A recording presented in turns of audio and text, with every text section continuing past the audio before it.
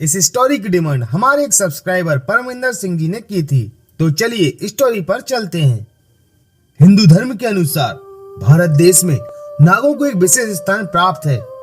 कुछ लोग इन्हें नाग देवता मानकर इनको पूजते हैं, तो कुछ इन्हें सिर्फ जीव मात्र समझते हैं। अगर नाग या नागिन में से किसी एक की भी हत्या कर दी जाए तो दूसरा साथी उसका बदला जरूर लेता है, पर विज्ञान इसे नहीं मानता। वो इसे बस एक अंधविश्वास मानते हैं। पर वो लोग जो विश्वास करते हैं नागों की शक्तियों पर, वो इसे अंधविश्वास नहीं समझते। पर सच क्या है ये कोई नहीं जानता। ये तो सिर्फ वही बता सकता है जिस परिवार के साथ ये घटना घटी है। ये कहानी भी फियर फाइल्स की एक ऐसी ही घटना पर आधारित है। ये घटना है उड़िया के एक गांव बलिंता की, जहां एक लड़की बिमला की शादी एक नाग से करा दी गई। लेकिन चौंकाने वाली बात तो ये है कि अब इस रिश्ते की पूजा की जाती है और बिमला को इस गांव में देवी माना जाता है। आखिर क्यों बिमला की शादी एक नाग से करवा दी गई?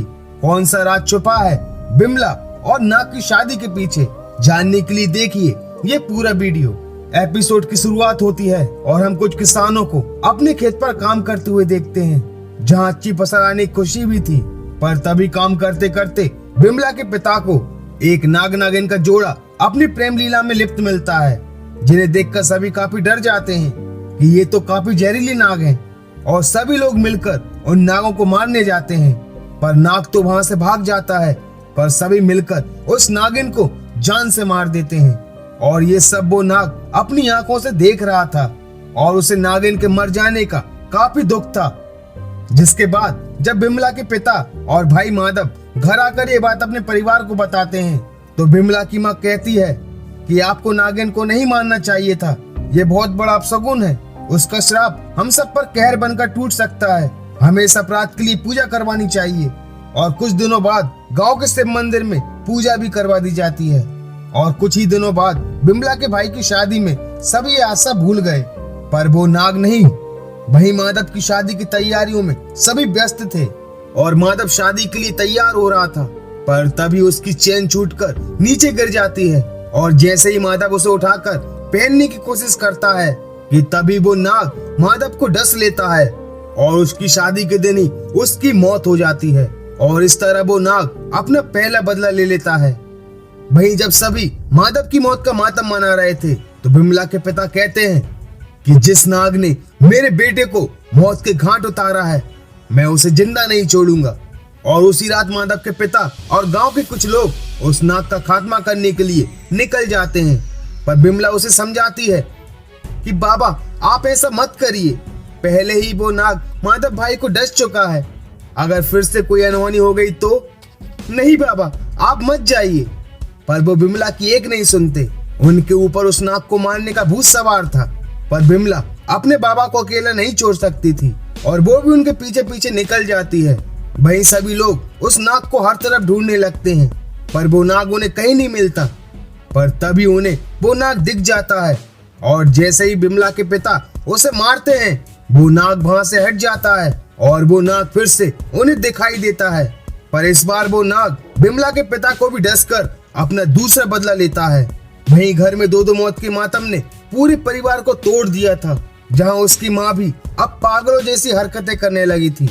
और वो कहती है कि मैंने इनसे पहले ही मना किया था और नागों को मत मारना, पर उन्होंने मेरी एक न सुनी। और अब वो नाग हम सबको भी मार डालेगा। वहीं अब बिमला को भी रोज रोज सपने में सांप दिखाई देने लगे, और ये भी कि उसने उस सांप से शादी भी कर ली। पर रोज रोज इन सपनों के आने का क्या मतलब था, ये कोई भी नहीं जानता था। पर बिमला ने ये ठान लिया था कि वो इसका पता लगाकर जरूर रहेगी। और वो पहुंच जाती है गांव के शिव मंदिर के पुजारी के पास, और वो अपनी साधना से इसका पता लगाने की कोशिश करते हैं। और उन्हें वो सब कुछ दिख जाता है जो उस नाग और बिमला के परिवार के साथ घटा था। पर इसी बीच उस पुजारी को कुछ दिखाई नहीं देता, और वो कहते हैं कि मुझे पता है कि उस नाग को कैसे रोका जा सकता है। जाओ पास के गांव के बलवंत सपेरे को बुलाकर ले आओ, वही हमें इस नाग से छुटकारा दिला सकता है। क्योंकि पुजारी जी समझ चुके थे कि उस नाग से बिमला और उसकी माँ को खतरा है, इसलिए उन्होंने एक सपेरे को बुलवाया। पहले तो सपेरे ने पुजारी से सारा वाकया जाना, फिर उसने गांव वालों के साथ मिलकर एक तरीका निकाला और उन्होंने बिमला के घर के चारों तरफ एक रेखा खींची और कहा कि चाहे कुछ हो जाए इस रेखा को पार मत करना। जहां वो सांप उस रेखा को पार नहीं कर पा रहा था और उसी रात बिमला की माँ को प्यास लगती है, पर गिलास तो खाली था और जब बिमला मटका को देखती है तो वो भी खाली था और वो पानी लेने के लिए घर के बाहर चली जाती है। पर उस रेखा को पार करने का मतलब था उस सांप को घर में आने का न्योता देना। पर बिमला उस रेखा को पार करके पानी लेने के लिए चली जाती है और जैसे ही पानी भरती है पर नल से तो पानी निकल ही नहीं रहा था और तभी वो नाग नल के मुंह से बाहर निकलता है, जिसे देखकर बिमला काफी डर जाती है और सीधा भागकर अपने घर में चली जाती है, जहां उस नाग का डर बिमला को अंदर ही अंदर खाए जा रहा था। डरी सहमी बिमला को कुछ समझ नहीं आ रहा था कि उसके साथ ये हो क्या रहा है। वहीं हर जगह उस सांप को ढूंढा गया पर उस नाग का कहीं कोई पता नहीं चला और अगली रात वो नाग उस रेखा के खंडित हो जाने की वजह से वो नाग घर के अंदर घुस जाता है, जहाँ दोनों माँ बेटी डरी सहमी घर में अकेले बैठी थी और तभी वो नाग उनके सामने आ जाता है। दोनों जोर से चिल्लाती हैं और घर के बाहर मौजूद वो लोग घर में आकर उस नाग को भी मार देते हैं और उस नाग की समाधि बना देते हैं। पर वो सपेरा कहता है कि भले ही हमने इस सांप को मार दिया हो पर मरने के बाद भी ये सांप अपना बदला लेते हैं और इस नाग का कहर तुम्हारे परिवार की वजह से ही तुम पर और इस गांव पर टूटा था। तुम इस नाग की प्रतिमा को यहाँ स्थापित कर तुम्हें एक वचन देना होगा कि इसकी आत्मा की शांति के लिए तुम्हें जो कुछ भी करना होगा तुम करोगी। और बिमला वचन दे देती है और तभी उस नाग की आत्मा उस समाधि से निकलकर बाहर आती है, जहाँ पुजारी कहता है कि इस नाग की आत्मा को शांति अभी नहीं मिली है। जब तक उसे शांति नहीं मिलेगी वो इस गांव में अशांति फैलाता रहेगा।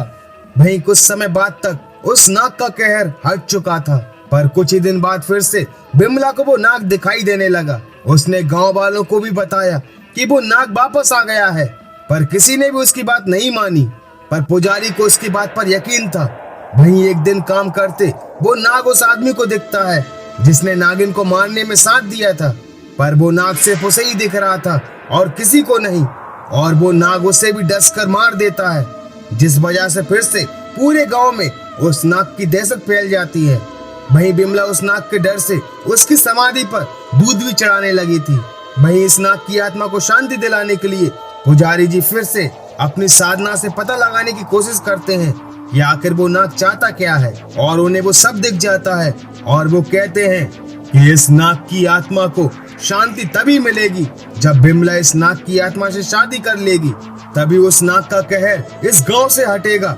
और ये खतरा भी बिमला के परिवार की वजह से ही आया था, तो पंचायत के दबाव के कारण बिमला को ये फैसला मानना पड़ता है और विधि विधान के साथ नाग की मूर्ति से बिमला की शादी करवा दी जाती है। और इसके बाद उस नाग का आतंक हमेशा हमेशा के लिए उस गांव से हट जाता है, जिसके बाद बिमला ने कभी दूसरी शादी नहीं की और आज भी वो बस उसी नाग की आराधना करती है और बिमला का मार्गदर्शन भी करती है। फीयर फाइल्स की टीम ने बिमला के गांव जाकर उससे संपर्क साधने की कोशिश की, पर वो तो कैमरे के सामने नहीं आई, पर उसके परिवार वाले जरूर कैमरे के सामने आए और उन्होंने ही सारी स्टोरी बताई। अब नाग या नागिन अपने साथी की मौत का बदला लेते हैं या नहीं, ये कहना मुश्किल है। मैं किसी भी प्रकार से अंधविश्वास को बढ़ावा देना नहीं चाहता। जैसा स्टोरी में बताया मैंने सिर्फ वैसा ही कहा। तो दोस्तों, आपको फीयर फाइल्स की स्टोरी कैसी लगी मुझे लाइक और कमेंट्स करके जरूर बताना, और अगर चैनल पर पहली बार आए हैं तो इस चैनल को सब्सक्राइब करना मत भूलना। तो मिलते हैं फीयर फाइल्स की एक और दहशत भरी खौफनाक स्टोरी के साथ। And thank you so much for watching this video.